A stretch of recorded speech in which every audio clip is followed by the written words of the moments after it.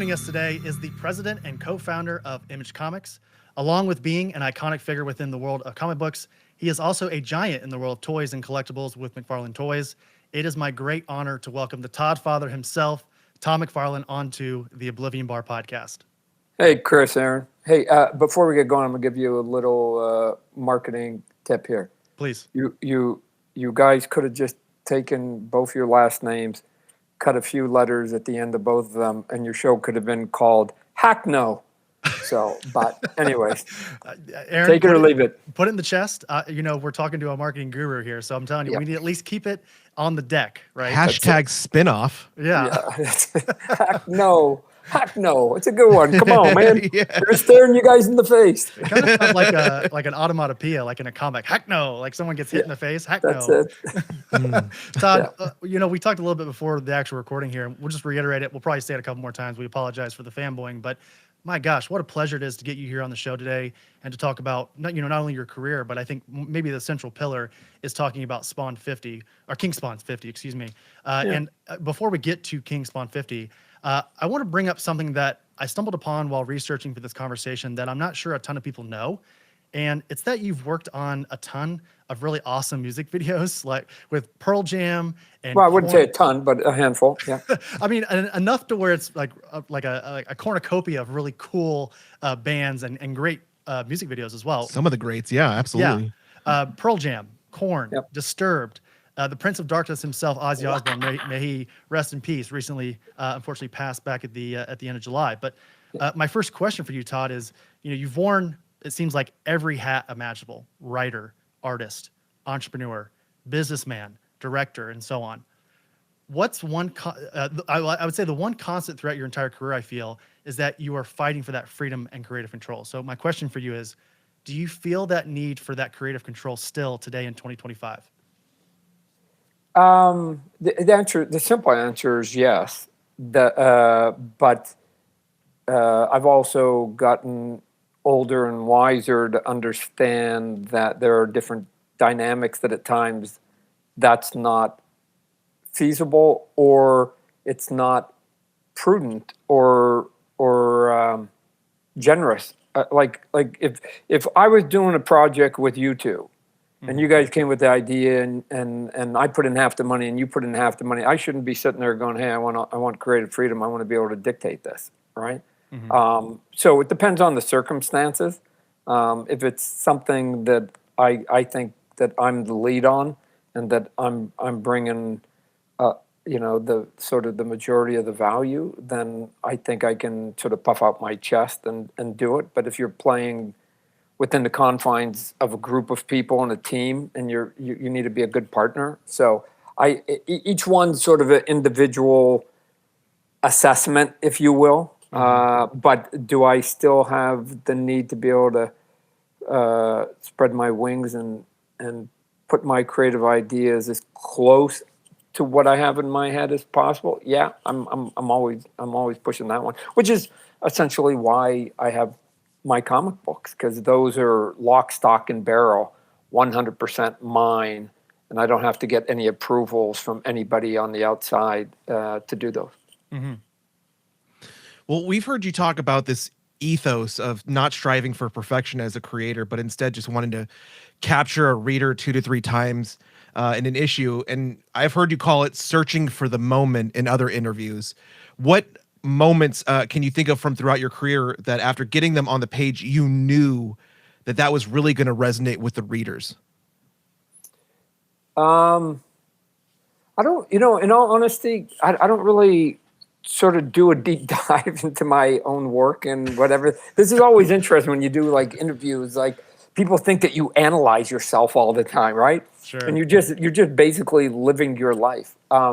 What I do say though is that there should be a couple of visual takeaways from any sort of comic book you do, so that those couple moments or dialogue or a scene or whatever, that basically then will resonate, so that you will remember it even though you don't remember all of it.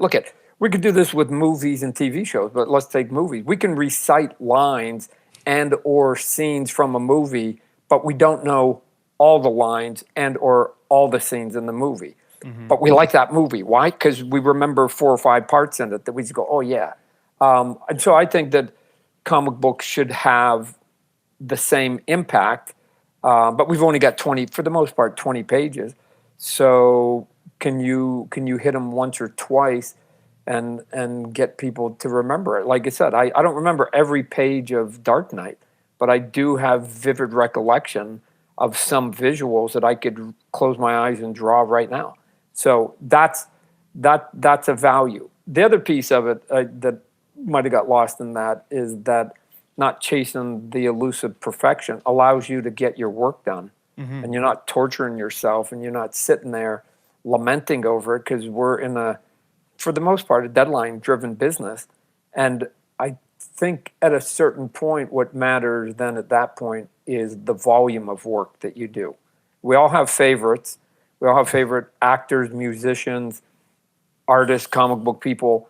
We can't honestly say that everything they've done was super awesome, right? But overall, we like what they did. So we'll give them the courtesy when maybe we think that they basically weren't at the top of their game. That's okay. And that's the victory from the creative person, that you can then have an off day and the fan base will still be loyal, because they're not judging you on today. They're judging you now on the scope of your career, right? Like, look at Shohei Ohtani, biggest baseball player in baseball. If you're a Shohei Ohtani Los Angeles Dodgers fan, if he goes 0 for 4 and strikes out 3 times, are you getting off the bandwagon? Of course not. Of course not. Because you're going, he had a bad day, but you should have seen him yesterday, right?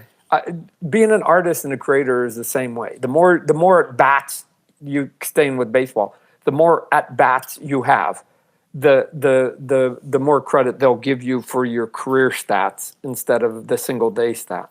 Yeah, isn't it the saying is like perfection is the enemy of progress? Is that the correct? So look at, I always keep saying, look at, I do it. I chase the elusive perfection, but I'm never going to grab it. I know that I'm never going to grab it, but it's what drives us. And then I'm going to die. And so 2 things are going to happen, which is why we're all creative people are neurotic. Is that, one, we're never going to actually ever do the perfect piece. And we know that going to our great. And 2, the one that's even more mind-bending, I think, is we've got like 10,000 ideas, and we're maybe only going to get 20 of them out. Yeah. And we're going to, we might literally go to our grave with our best ideas still here, right? That we just go, oh man, if I'd only had made time for it. But we didn't, because we're just constantly, so that's why we're sort of an odd bunch, because things are always just swirling around in our head, and we know we're never going to be able to unleash it all. So. I gotta argue one thing that you said is, like, there's some, there's some movies that we just never know all the words and all the scenes. I've got for some reason, like, that's my sad superpower. But I'll say this: there's one niche that I absolutely love, and that's comic book films. And Chris can tell you, my love that I collect is movie comic adaptations. And one of the first ones I ever got was the Spawn movie comic adaptation, and because I love, like, I can quote that movie till the day that I die. He was like, doing the Violator cheerleader dance before you popped on camera tonight. So I just got to say that. But you did strike me with another question, or another motivation for a question, and that was are there, not necessarily speaking about perfection, but are there any other creators working today that you feel perfectly, like, capture the moment in a similar way, that we'd heard that you did, but, like, are there any that do it now that way, that capture the moment?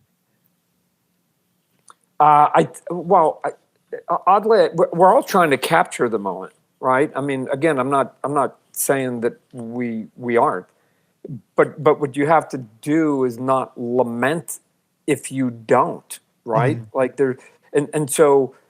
And it's not answering your question directly, but I've had some odd conversations with some of my peers, big top line. I would even say some of them A in the A category, creative people who lament about, like, the moment, And it's like, dude, like there's nothing you can do today that is going to get your fan base to dislike you like today. You could draw a stick figure and they're gonna go, it wasn't his best.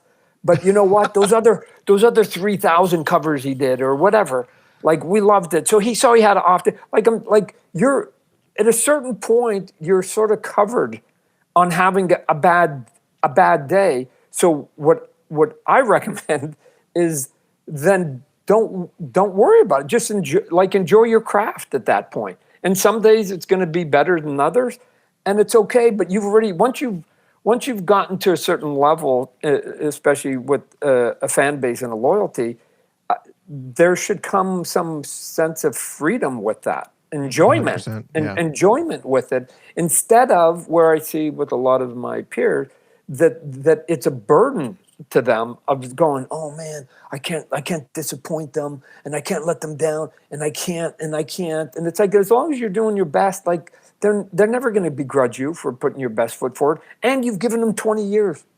Like they're in there. You've got them, and so you're wasting a lot of energy that could otherwise just be relaxed and rechanneled into doing some really cool creative stuff. And so you're good, right? Like this, and it's weird to me that it's like they don't know their own standing or whatever else. But may I also say that the one great lesson that I've learned from my mid-20s to today, almost 40 years later, is personalities come into play in all equations of every conversation you're about to have. Like there is no.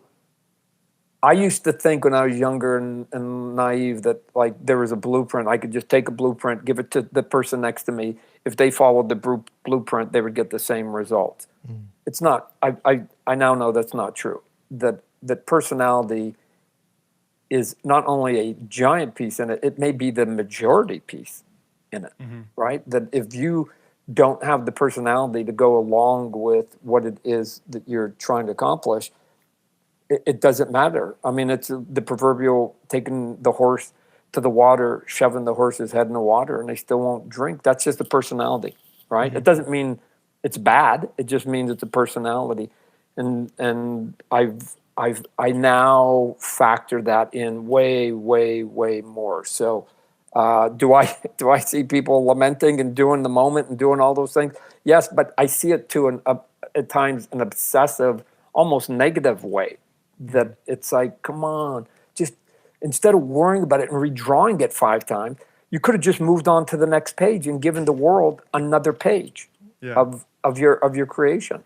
So, you know, it's funny. I have a 2-part response to what you just said there. Number one, when we talked to Brian K. Vaughan last year about the return to Saga at Image Comics, funny enough, he mentioned basically he sort of echoed exactly what you're saying, which it was a 2-parter. Basically, it was that you can't think about the reader. When you're writing or drawing or creating, you have to do this stuff for you and your creative team, your creative venture. If you think about the reader at any point, you've lost the thread, right? And then the second part to what you had mentioned there with the sort of the lamenting on a particular page or story or a project or anything. We had Patrick Reynolds on the show early last year, who was the artist on Gunslinger Spawn with Jimmy Palmiotti not too long ago. Yeah, Deadly Tales of the Gunslinger. Yeah, and he is, I think, one of our undiscovered geniuses in comics. Yeah. And I say undiscovered genius not because I don't think not enough people know about him, but because he puts out not enough work. And it's because, in something that he has said himself, is that he is sort of obsessive. He obsesses. Perfectionist. As you put it, he laments on this process, and it turns the product is incredible. Like what ends up happening at the end is insane. But like you said, the perfectionism in it all could be a deterrent at certain points. Because if you're gonna, let me just say that again, as you get older, you sort of get a little bit of sort of hindsight. The hindsight is if you're going to sort of do a little bit of work, then yes, you need to strive for that to all be magical, or as much of it as magical as possible. If you think you have the will to do a large body of work, then at some point, then this is the freedom that you don't have to obsess about it. So I guess it depends on what you think you're going to be doing overall, right? And so Patrick is probably there because, to your point, he hasn't put out as much work as other vets, and he's not as well known. So it matters more to him. He thinks that, like, this page could be the thing that takes me to the next level, the next rung up, right? And when I was younger, I went through all those machinations. So I completely get it of what they're doing. Like I said, to me, the younger creators, I get it. I did it. It's the 20-year vets that are already there, that are at the top of the mountain, that are still doing it. But that, like I said, that becomes a personality quirk. Good. And again, I'm not saying it's good or bad. I'm just saying it's a personality, right? So, and to Brian K. Vaughn's point, and I don't think he's saying you disregard the audience. You don't care about the audience. Right. I think probably he's closer where I am, which is do what you think is right, given the skills and the knowledge that you have right now creatively. And then whether people know it or not, and I keep saying the same thing, is that you don't have to give us your comments, because we get it every month when we get the sales report. And so if sales are going up or steady, then we know that the group we have are liking what we're doing. And if the sales go in half, then we know that the people who were supporting us have fallen off the boat. And so then you do some reflection one way or the other, going, hey, how can I turn it around? Or if it's going up, then how can I keep doing that or feed more of it? So we already get it without having to really have any real big, meaningful interaction. And I think the piece too, and this is where I run into it with some of my peers, is that if you start listening to all the opinions, you can't self-serve it all. You can't do it, right? And on a simple level, it's like when I do, basketball toys or whatever, there's a fan for every single team, right? But at some point, I can't do every person's favorite player for every team. I have to pick players and teams that I think are going to sell on a more national level. That's who I have to pick. So I'm not saying your guy isn't good. I'm not saying your team isn't good. I'm just saying that more people would rather buy players on the New York Yankees than they would the Florida Marlins. That's all I'm saying. Like it's just a data-driven thing. So it's a market difference, right? Like the New York market's far bigger than, I would say, probably the Miami. I would say Miami, but it's the Florida Marlins market in terms of that. So I want to move on to actually the main reason why you're here today, Todd, which is we're going to have a little Aaron, what do we call it? We call it Spawn Talk. Spawn Talk. Kids love chains, right? Kids love chains. So, Todd, you've often talked about how you would like to see more creator-owned books continue on and adopt a more ongoing approach and strive to hit that landmark 50th issue, right? And that's something that you're about to do here with King Spawn number 50. And I wanted to have you sort of talk about and sort of noodle on this idea of this new program that you and the Image team have put together of, like, I'm calling it, and Aaron and I are calling it the Triple 50 program. I don't know if that's what it's actually being called, but I just call it 50-50-50. There you go. Yeah. Right. I mean, because most people go, hey, you got a 50-50 chance. I'm just adding another 50 to it. So, and again, to you get a bonus 50. You buy two 50s, you get 150 for free. Yeah, to jump in, because we're going to be hitting King Spawn 50, Gunslinger 50, and Scorch 50. Right. The three books that I launched in 2021 are all going to be hitting, not surprisingly, 50 months later, their 50th issue. Right. So, and I staggered those books every other month, so they're going to roll out, and that's it. I'm going to have in a short order 3 more books that have hit issue 50. Yep. Now, can you talk a little bit about sort of the incentive of this whole program? Because there was a news release that came out a couple of weeks ago talking about how this 1 in 1,000 is going to be an insane get if you're able to get your hands on one of these. Yeah, it's weird to me because I've always been resistant to some of that stuff, right? I just like, what? I'm not going to get some small shop to have to buy 400, 500, 1,000. That's stupid, right? Like, what are you talking about? I just go, no, I'm not going to do it. But eventually, you know, I go, if we're going to do it, we got to give them something though. What do we got to, we got to give them something worthy of it.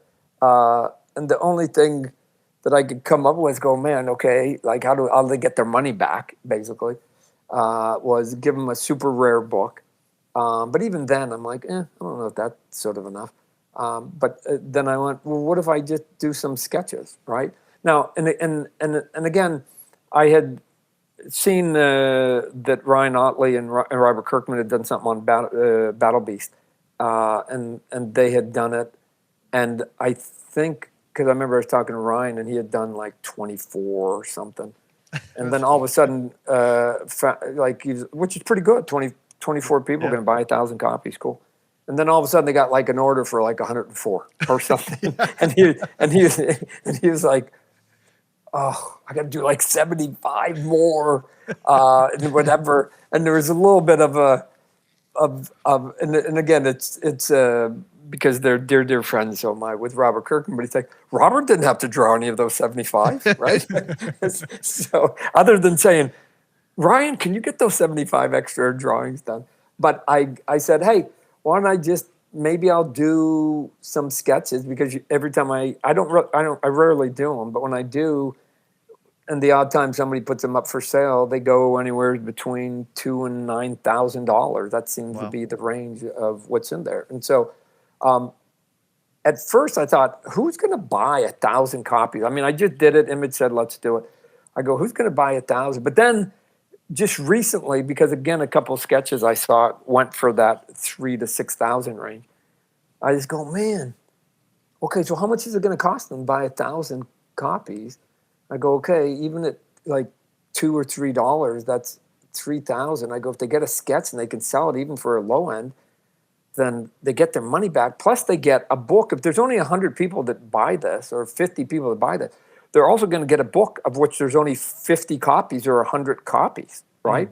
So even still, they're going to have a book. So that book should net them $400 or $500, and then they get 4 1 and 2 50s, and those should net them another $100, $200 a pop, right? So all of a sudden, I started doing the math, going, oh man, maybe they can't get their money back out of it, right? And so if that's true, the problem is, if that's true, then they're going to order a lot. Now, I said I would do, because I thought only 10 people would do it, but I go, I'll do the first 50, right? Mm-hmm. So, and then after that, I've got like Brett Booth and Jonathan Galapian and Barbary and Segovia are all willing to chip in. So at that point, if there's any more than 50, then it becomes, you put it in a pool, you mix it all up, and then it just becomes random, right? So if there's 100 people that order, you got a 1 in 2 chance of getting a sketch from me, right? But I telling you, the other guys are going to kill it. They're going to knock it out of the box, because they're going to try and not want to do something below the boss, right? So they're gonna put stuff out there, yeah. And so and the thing is too, I go, well, I can't just do a little scratchy thing, but I don't have time to do a lot now. And so I was doing a couple the other day, and a couple of the people that were filming were going, Todd, that's way more than I thought. And I went, what? And I go, man, I'm actually thinking I'm cheating here, right? So because I know my style is really slow and methodical and whatever else, but they're going, oh, no, I thought you were going to give way less than this, right? So I'll sneak a couple here real quick to you. Oh, here we go. Just, so this is like just a quick pencil sketch, right? Boom, boom, boom, boom, boom, and then I come in, and then I do wow, the drawing, and I don't know if you guys can even see it, but. So just to describe this to the listener as well, that we've got a basically a bust of Spawn inked, and then we have a Violator bust as well. Yeah. So again, trying to put a decent amount of lines on it. Yeah, they look awesome. Again, tease. Wow. That trying to do so that there's enough noodling in it so that it feels like my style, right? Instead of just like some big clunky thing that I do sometimes when some kid asks me for a quick sketch or something, says, "Oh, I love Venom or something," and I do it. So, so I don't know. Hopefully, hopefully they think they're gonna. It's worth their time. But then again, I'm guessing it'd be a big handful of people that will end up going. Some of the bigger retailers, and but I'm also going to be doing that for King Spawn, Gunslinger, and the Scorch. Because what I wanted to do, and this is going back to sort of marketing, is that let's create a program, and then whatever the program is, rinse and repeat for the other 50. So it's 50, 50, 50, but the message is exactly the same. So once I get the message across on how it works for the first one, then the retailers and the consumers will then have knowledge of going, oh, so Gunslinger is going to be doing kind of the same thing. And then you can decide whether that's a good, bad, or indifferent thing for you personally. But at least it's the same. So if you like it, you'll like it 3 times. If you don't, you're not going to like it 3 times. And we got some cool people coming on doing some covers. And we're going to have a little bit of fun with all of it. So, and I'm doing some covers, and then I'll be signing some that I'll never sign again, and it just I don't know. We'll see. Again, it's not issue 100 of each one of them, which are to me really the big anniversary books, right? We all when we were collecting, 100, 400, 300, whatever. They're all cool numbers, but 50 basically says, yoo-hoo, we're still here, right? Like, don't forget about us. Don't take us for granted. Maybe even somewhere between 50 and 100, you do a little bit of an event story or some big story so that, again, you just keep reminding people, raising your hand, going, hey, I'm still here in the corner. But that onus is on us, the people who we own the books, we own the characters. It's our burden, if you want to call it that, to do the work, right? So when I talk to my peers at Image that are doing books at Image, my creative peers, and I go, for me, and then maybe I'm just an odd duck, and maybe I'm just old, and I've had a couple big successes. That getting sales on issue number 1, that's not really that interesting to me because you don't have to really do a lot to get there. Which I go, what should give you the thrill is how do you get people excited about issue 8? And then once you get 8, then what about 21, right? And so it'll keep you engaged to go, how do I? And then oh yeah, man, and by 37, the next thing you know, you're at 50, right? You're at 50. So instead of worrying about the low-hanging fruit, the easy stuff, issue number 1 with 10 covers, whatever. Anybody can sell that to some extent, right? Start thinking about later down the line to raise your hand, to remind people you're still there and that it's a quality book and that you're delivering on a regular basis. And eventually you will get that sort of thing we talked about with Shohei Ohtani, where they go, oh, hey, there's 35 issues. I can't say they're all perfect, but the majority of them are really good. And I like the book. I like the people doing it. And I like the character. Whatever it is that they're saying, longevity is the victory now. And maybe I'm just an old man, and I'm just like, I see it. Again, you talked about Ozzy Osbourne, Kiss, some of these sort of people, Rolling Stones, whatever. We can talk about whether they're the best at their craft for a long time and have a long, big. But what you can't deny is that all of those, despite where you rank their talent, that's another discussion, have survived for decades in shark-infested waters because. And the reason they're shark-infested is because everybody coming in is a new competitor, and they want to take your spot. And that you can survive for decades, that's a victory. And if you can survive for decades and be relevant, that's the second piece of it, then that to me is magical. Because I understand now, as my career gets longer, how hard that is. It's not easy. I work at it every day to maintain that. And because why? Nobody else needs to do me any favors. It's all my burden, like I said. But I don't know. It's weird. Like I said, sometimes I talk to my peers, and it's like they sort of are looking for shortcuts, and it's like I in my 40 years of being in business, there's not a lot of them. Because I'd be taking them myself. In all honesty, I'd be taking them myself. A lot to unpack there, I'll say, Todd. The first thing that I was thinking as you were talking about this, about like, how do you sell an issue 8 or an issue 21? Here's a better question. How do you sell a Batman 423? You would just make Todd draw one of the most iconic Batman covers of all time, and I think it sells pretty well at that point, right? But you don't know, though. Yeah, you don't know. It's like somebody comes in, and I mean, so these are these serendipitous moments where, and we've all had them. Every creator, where phone rings and they go, "Hey, Todd, you want to do a Batman cover?" And I'm like, "Oh yeah, that'd be cool." But and I'm in the middle of some other projects, and I go, "Yeah, cool. When do you need it?" And they go, "Well, the reason we're phoning you, our cover artist just dropped out. So is there any way you can get it to us tomorrow?" Oh, damn. Right? So again, I keep telling people, look at that cover. You can tell that's a editor phoning me saying I need it tomorrow cover. Yeah. Right? I mean, if they said, "Hey, you had 4 days," that cover looks completely different. Yeah. That was like, so I looked at my watch. It's probably about noon at that time. I don't know. I don't remember. And I go, "Oh, I've got 6-7 hours to get this out because I got to get it in the mail in the morning." Because I lived on an island, and you have to get it in the morning. So I go, "I've got 8 hours. What can I draw and make it look interesting, but get it done in 6 hours?" Mm-hmm. That's it. That was what that is. Now, it's odd that it ends up having this life now 20, 30 years later. Because the thing that's weird about it, Chris, is that nobody made a big deal about it when it first came out. Mm-hmm.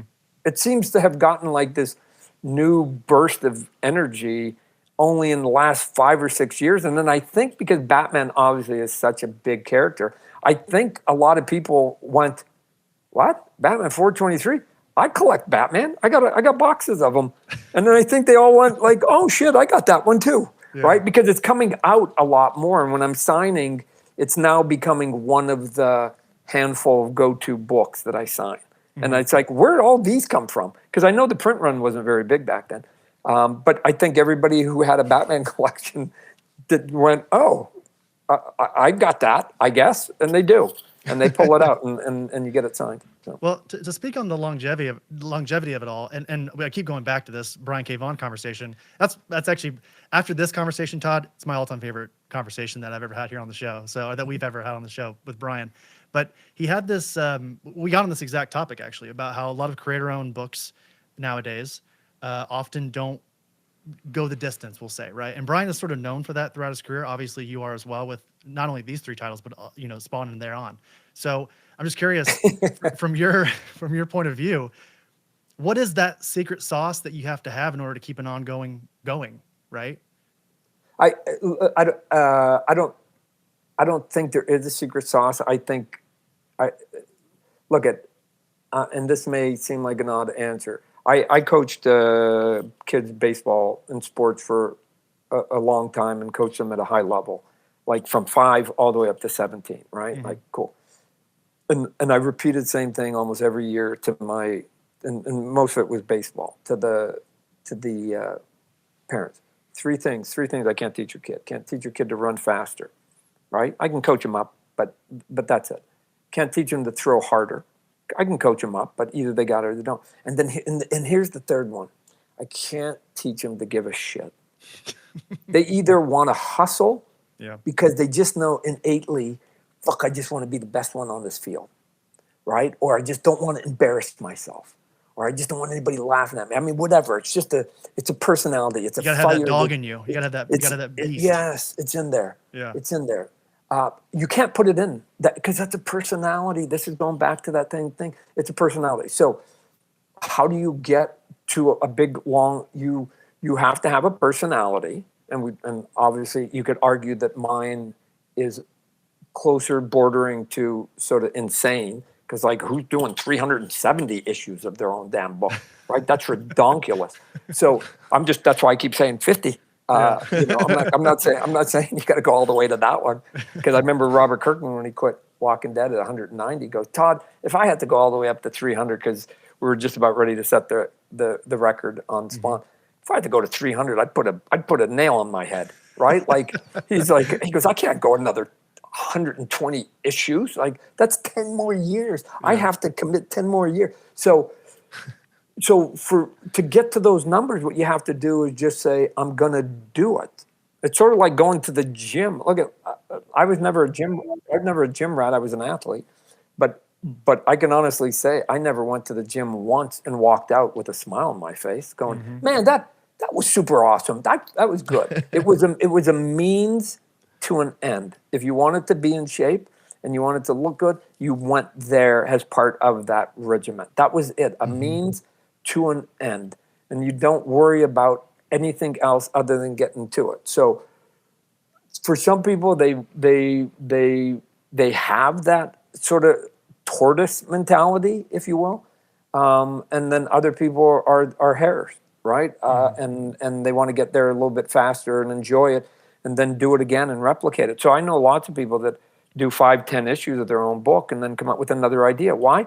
I'm going to assume that because they're excited about the next idea and they want to get it out and they don't want to go to their grave with it not coming out. And if they just stayed on that one idea, then they might not get the others out.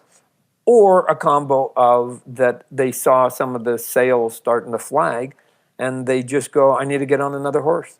And instead of like sort of weathering your way through the ups and downs. Look at guys, I'm 370 issues into Spawn. You think that graph has just been a constant up? Of course not. There's been ups, downs, way downs, up. Like it's been a constant up and down, right? And you just sort of endure, right? The victory is in endurance. And then all of a sudden you can say you got 370 issues. And then every now and then the cycle comes around and you're in favor for a little while until you're not. And then you have to ask yourself, why am I not? And then you have to kind of try and do some things to reinvent it a bit, and you keep coming around. I don't know. It's a big combo. It's a big combo. But for me, I guess doing 50 issues is 4 years and 2 months. It's just math. It's 4 years and 2 months. And when I think about the number of my peers who have been in the industry for 4 years and 2 months or more, it is thousands of them. Thousands and thousands of them. And yet I can only count on fingers the number of them that have put 50 issues on their side of the ledger. Oddly, they put 50 issues in the corporate side of the ledger, right? Oh man, they did the Justice League of America for 50 issues, or Batman for 50 issues, or Spider-Man, or Justice League, or Avengers, or whatever. They did it for somebody else. They just along the way didn't try and do it for themselves once. It's weird. It's a weird thing, and maybe it's because I know how good it can be if you can make it work. So yeah. It's the sprint versus marathon mentality, but also having the backing of the publishers to do that. Yeah. Well, look. To be fair, I'm going to be fair to everybody, right? That there's a bit of a malaise in sort of comic book sales now post the pandemic. The pandemic, they spiked way up, you guys know, and then they're sort of coming down again, higher than where they were pre-pandemic. So it's still a net positive. But at some point, if you're doing your own book, and I get it, and you've got 3 kids and you need to feed the babies, I get it.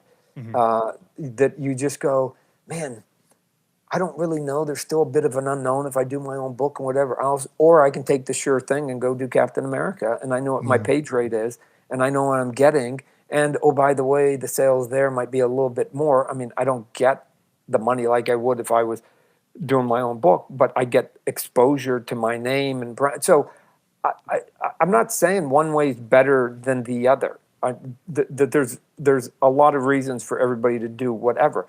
It's the ones where the peers that want what I have or what Robert Kirkman have, and somehow think there's a shortcut to it. Mm-hmm. And if you look at how Robert got there, or how I got there, or even some of the other people got to 50, Brian K. Vaughan being, there was none. It was just put your head down and get 50 issues out. Good, bad, or indifferent. That's it. That's it. It's an easy lesson, right? Mm-hmm. So.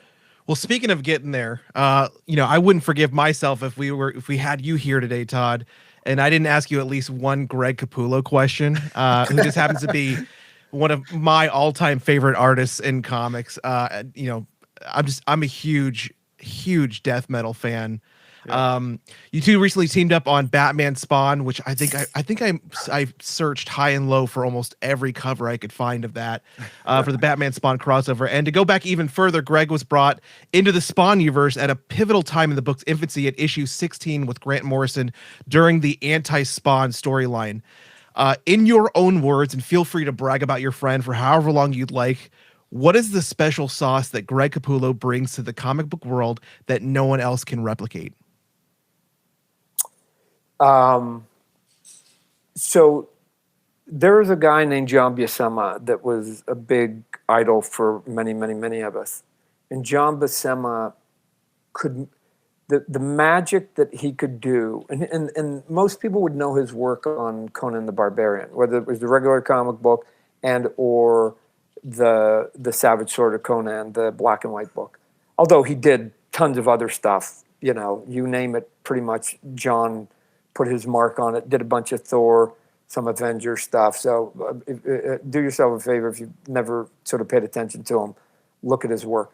What he did, which is what Greg does, is that he had control and mastery over the body and anatomy.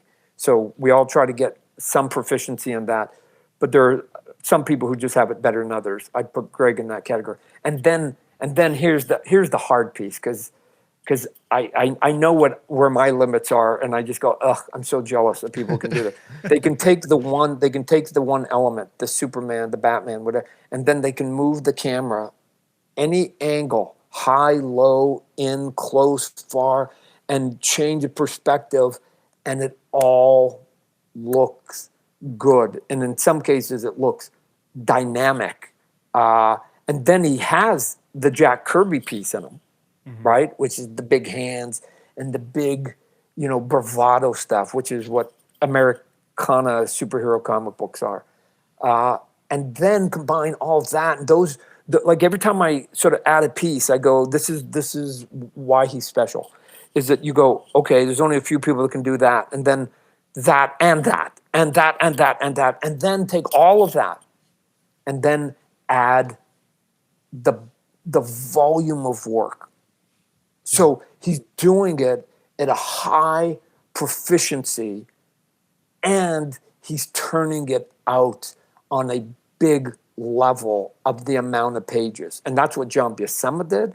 That's what Kirby did. I'm not saying he's Kirby-esque, but I'm saying that because we're all pale in compared to some of the sort of Mount Rushmores that I'm talking about.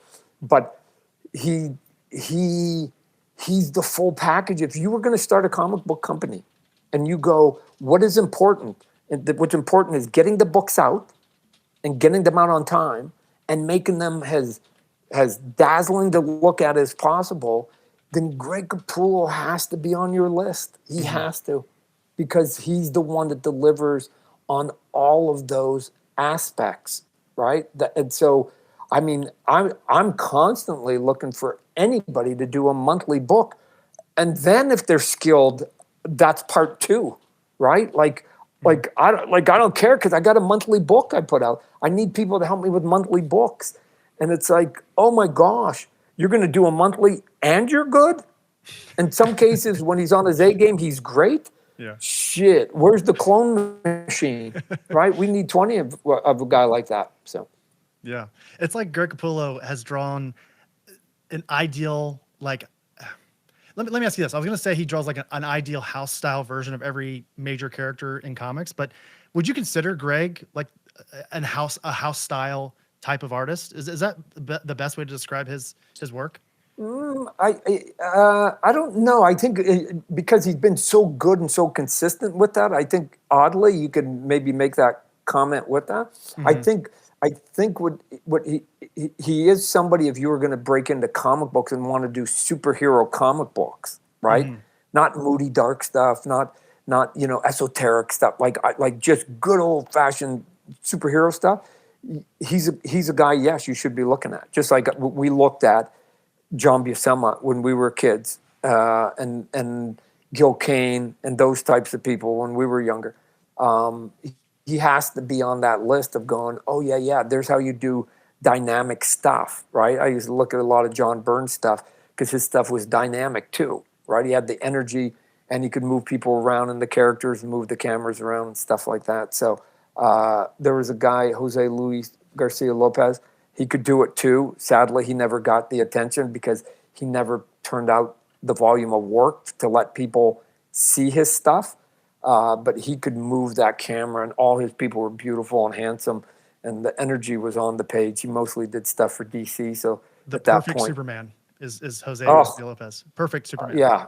Yes, he's there. So you just go, okay, and then you take like Jorge Jimenez is probably, I don't know, I've never talked to him, probably knows of Mr. Lopez, right? Yeah. So it's like we're all just sort of doing, maybe maybe he does, maybe he doesn't, but it just seems like that if I look at Jorge, I go, I see Lopez, right? And so when I look at Greg, I see Buscema. And I'm sure if I talk to Buscema, he goes, oh, I was taking it from this guy. So we're just sort of taking pieces and bringing it down. But we live in a monthly comic industry. Like, I know there are plenty of people that are doing covers, and I applaud them, and they're amazing and fantastic, and their skill set is way more than I can do. But I just, like, cover artists to me might be a little bit harder to maintain because you become a bit of a flavor of the month. You can maybe be the hottest cover guy for 2 or 3, 4, 5 years, and then somebody else is going to come along and they're going to be the new sexy, right? Mm-hmm. But you do 20 pages, 20 pages, 20 pages, 20 pages.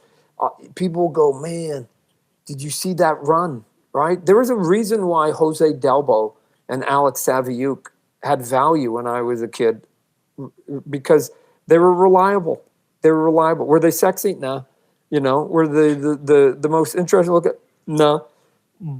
But I knew that every book that they were on, they were going to come out. And there's something to be said about consistency. I got to tell you, I don't know if you guys have ever bought one of these anniversary books that has like, and it's really odd to me. It's and one of the examples might have been some big Daredevil book not that long ago. And Brian Bendis wrote all of it. Mm-hmm. But they had like 5 chapters and there was 5 artists, right? Yeah. And I didn't look at the credits. And I didn't know Brian Bendis wrote all 5 of them. Because the art was so different, and I was changing the way I was reading it to basically accommodate the look of the art that I was reading, and the inflections were different and whatever else. And then it was only a little bit later, I went, what? Brian Bendis wrote that one too? I didn't really like that one. And part of it was because I didn't really like the artwork, right? Like him and Alex Maleev, nails. They were nails, right? Yeah. But then like Brian attached to this other guy that's okay. I'm like, it didn't read as well. I thought it brought Brian down to the point I didn't even know it was Brian. Oh, wow. So there's something to be said about like consistency. Even if you're not the best artist, you buy those trade paperbacks and it's the exact art for 120 pages, right? There's a value in that. You don't have to be the best. You just got to be consistent. So come on. And once you get consistent, then you go, well, I'm consistent. Might as well turn out 50 issues. So, no. You just perfectly described, I think, maybe the power of comics is that if you have an extremely well-written book, but the art is shit, you're not going to like it. And also, if you have a book that's beautiful, but the words are terrible, you're not going to like it. You have to have that beautiful combination. Dude, i'll check. Whoa, we'll take that one back. We'll take that one back? No, we'll take shit. I'll buy that book and look at it all day long, over and over and over and over and over. I've bought plenty of beautiful books that didn't read well, right? Plenty, and maybe because I'm biased because I'm an artist.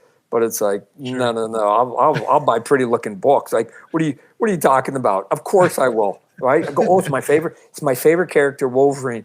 Oh my gosh, Art Adams is drawn. My favorite artist of all time, Art Adams drawn. Oh my gosh, and it's got Michael Golden in it. My second favorite artist is in it. It's like, oh, but it's got that writer I don't like. Like, what are you talking about? I'm buying 2 copies of that thing.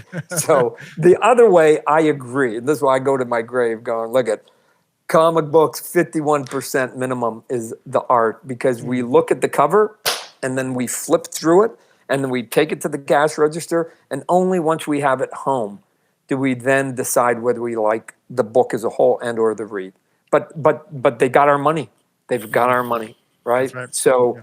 So, and that had nothing to do with like the words that were in that book. It had to do with somebody likes either the character, the cover, or they were flipping through the art.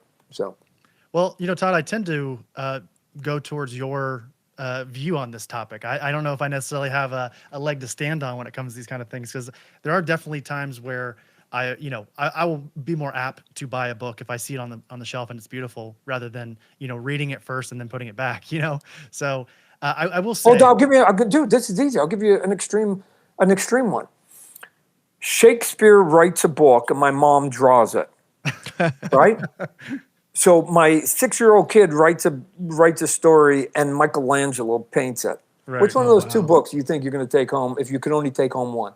That's a good point. That's I'm thinking that it's way more Michelangelo, right? Because now it's pretty to look at.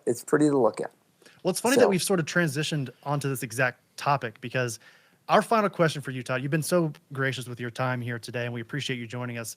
But I want to sort of go back to this time, early days of Spawn. I was reading, I have a couple of these different books. It's called Writers on Comic Script Writing that I have here, where they they interview folks from back in the day. And you're actually in the very first edition of this. It's like you, Kurt, you've got like Peter David, rest in peace, Chuck Dixon, Warren Ellis, Jeff Loeb, Frank Miller, Grant Morrison, so on. So, oh man, okay. Oh wow, I'm the low man on total on that one. You're near the bottom here. I don't think it's in quality. I think it's just because you were one of the last.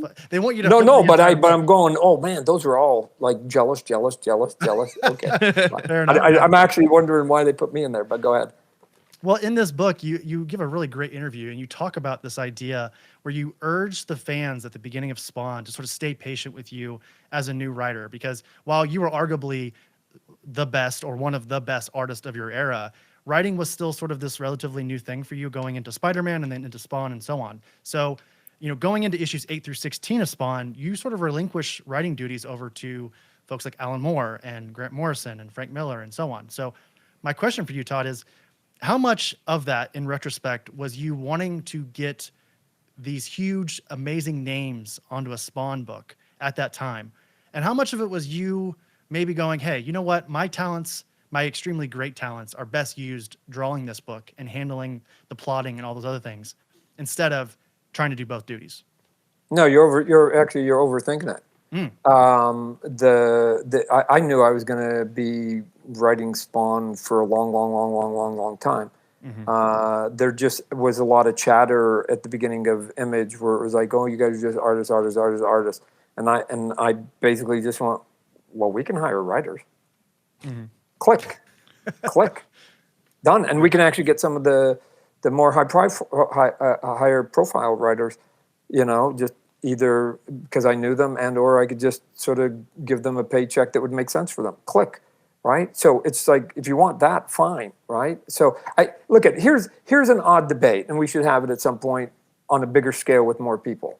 What is the criteria for what's good writing? And again, you can have the exact same debate for what makes good art, right? Right. Here's what it can't be, Chris, Aaron. Here's what it can't be. It can't be sales. Because if we use sales as the criteria, then Todd McFarlane is one of the great writers of all time, right? Number one selling book in 2021 was a book I wrote. I wrote it. Number one selling book. Does that make me the number one writer in the industry? Of course it doesn't. You and I could come up with a list this long of people that could do circles around me. 2022, number one selling book, written by Todd McFarlane, Spawn Batman. Yep. Okay, so So guys, we have to take that piece out of the equation. 2 years earlier in 2019, number one selling book that was a single book other than Detective 1000 was Spawn 300-301, written by Todd McFarlane. So again, the biggest selling book. So if we want to start saying that what makes writers good is that they're selling, no. The bigger question is, given that it was Todd, and Todd's not that great, why did those books sell so much? And that brings me to the second part of the equation. Good marketing and artwork, right? And the character. All those other things I talked about before that will get people home before they go, didn't really like it. Like cutting a good trailer, right? You cut a good trailer, you can get people in the theater, and then they can say they didn't like it, but you kind of did your job because you got them sales to buy a ticket. You got the ticket.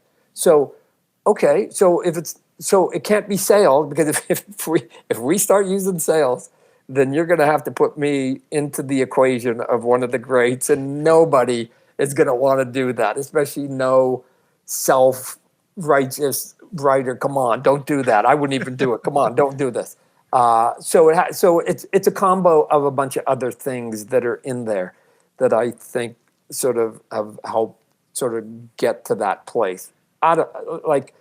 But at the end, you guys do your thing, I'm gonna do my thing, right? And Spawn's gonna keep going. And the good thing about it is that it, 370 issues now into it, then people can then have a debate about the merits of it as a book, as the creative people, as a character, because he's been around now for over 30 years. And that keeps coming back to that same conversation. Get your 50 done, right? They'll talk about you. You can get outside the bubble. People want to do things in video games and TVs and movies. So do 370, I promise they'll talk about you more, right? So, but that's a crazy amount of issues.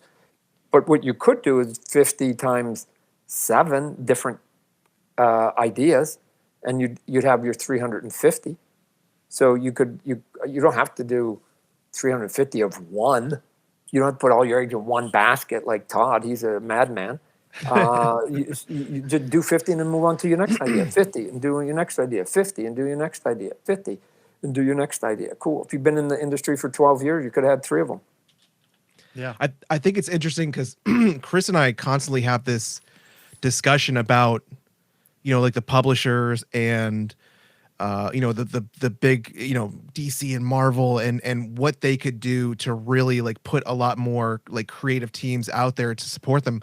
And I think that Chris and I are always coming up with, like what you said, marketing. Marketing is marketing is terrible for the big two. Horrible. Yeah. So it's like, I love that you know for a fact, like that's exactly, what needs to be done to get the name, to get the sale. I mean, again, sales don't matter. It's getting the books out there. It's getting the books in hands.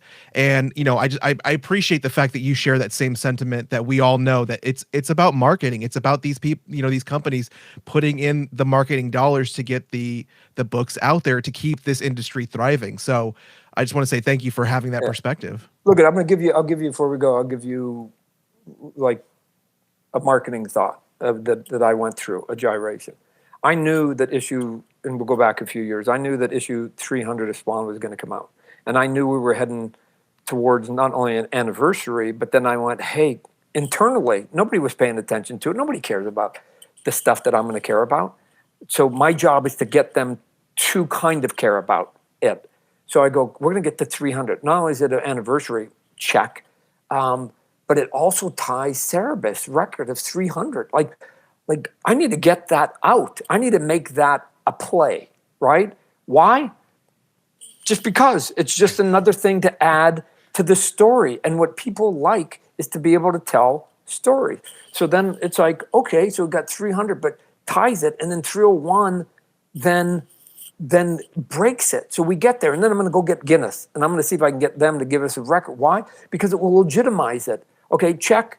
And then from the retailers, I'm going to put guys like Greg and Scott Campbell and Jason Sean Alexander. I'm going to put a group of people on there. So these are people that can sell books. Okay, check. So I'm going to make it easy for you. But then I even went further. I went on the other side of it. And I think it was 297, I did basically a Reader's Digest issue that was for anybody who has not read the first 296 issues. Read this issue and you're caught up to speed, right? Incredible. And then 298 and 299 were like kind of like a prequel leading up to it. Now, why do I say all that? Because I could have, and this is maybe going back to what you guys are saying sometimes about the big two, that they go, oh, we got issue 300, get in, get out, do it, and get out. I wanted to go, guys, sell them. If there's a record coming, sell them 297, get them caught up, sell them the prequel for the next 2 months, sell them the big anniversary book, but that's not even the record setter, then sell them 301 because there's a cliffhanger, so they have to sort of go over there. I can give you a reason why, if you can tell the story as good as I can, that you can get people to maybe buy for the next 5 months. Yeah. This book, and here's a reason, and you've got a story and you get people going. Or I guess I could have just gone, 300, we got some big sales, did a bunch of covers, out, right? No. And then even from 301 I did those covers with Jerome Pena, and people were asking me like, who are all those characters? And my answer was, just wait. Because I knew the Spawn universe was coming. Yeah. So it was like, I did what I call the time rip that basically caused the expansion of my books in 301. So now that moment of those 5 issues all tied together also have the impact on expanding the universe. So if anytime you like some characters more than Spawn, I will be able to point to 301, sort of like the record, like go and keep going back. And it's like, oh, that was the record book. And you get to say big words over and over and over and over, right? That people then remember, right? I don't say this for bragging, I'm just saying this for facts, right? I've got an Emmy and I've got a Grammy, right? So I can go next door to anybody who doesn't know anything about what I do, and somebody go, oh yeah, that guy's got an Emmy and a Grammy, and instantly they will give me credit for something. Because why? Those words matter to them.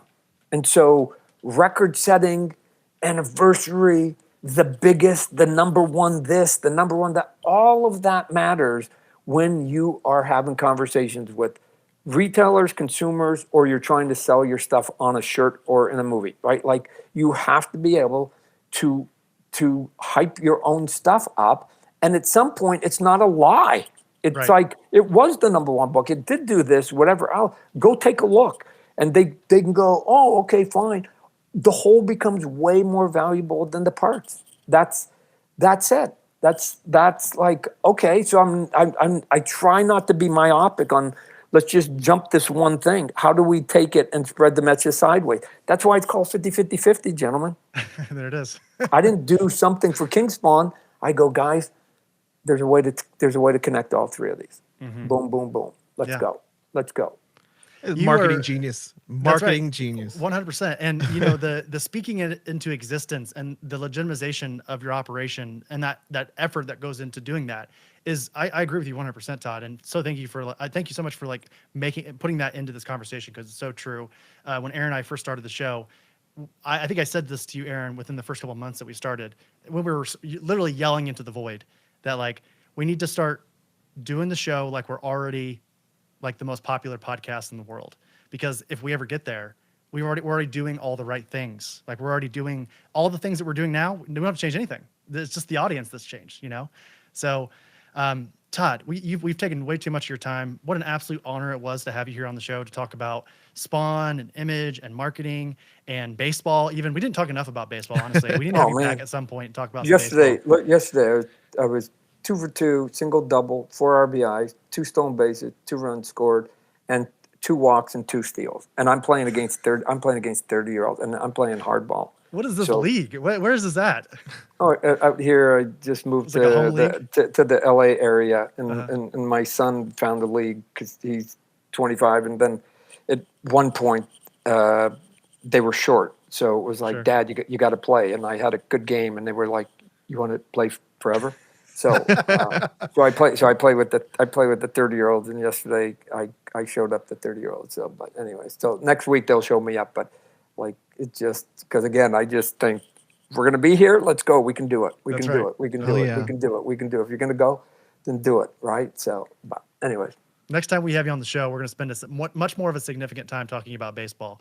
But just so everybody has a reminder really quickly before we head out of here, King Spawn number 50 comes out Wednesday, October 15th. I think FOC is September 22nd, if I'm not mistaken. So make sure you guys call your LCS. Ask them about this 1 in 1,000 pencil virgin variant project that Todd and Image Comics are all doing, and just sort of the expansion. And we got, if I can just give a couple props too, like Yeah. you got like Mark Spears are doing a cover for each one of them.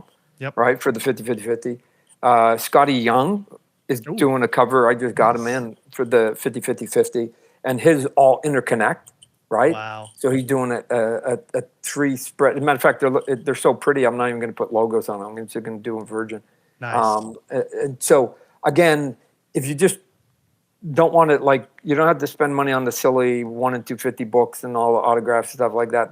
But the regular books, I think, are going to be $1 more or something like that, because we're going to have it's not double sized, but it's oversized.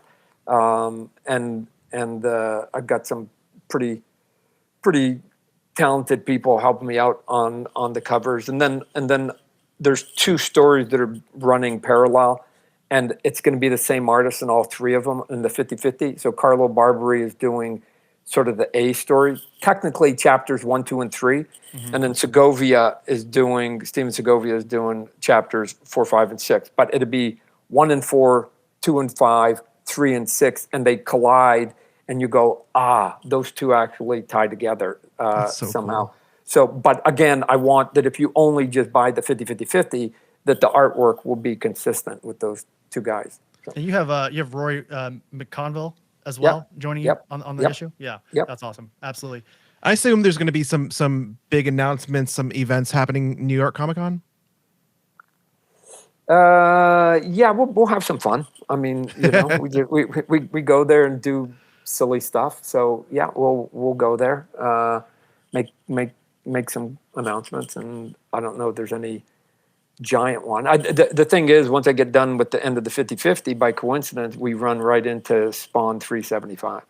Nice. And not that it's an event, but it's a good place to then go, oh, and by the way, if I've been talking about those other 3 books for the last couple of months, here's what's happening in the OG book, right? Mm-hmm. We got a storyline that's going to blow up pretty big at about 375 again, just to remind people that we're in the corner. Hey, we're still here.